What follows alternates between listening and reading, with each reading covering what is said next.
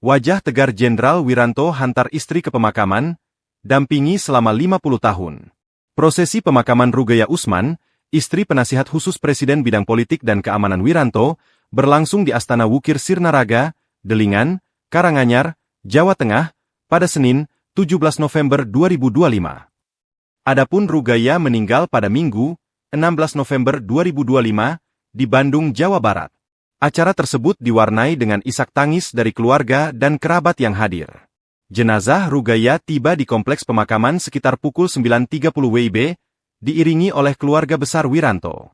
Prosesi pemakaman dibuka dengan sambutan dari Wiranto.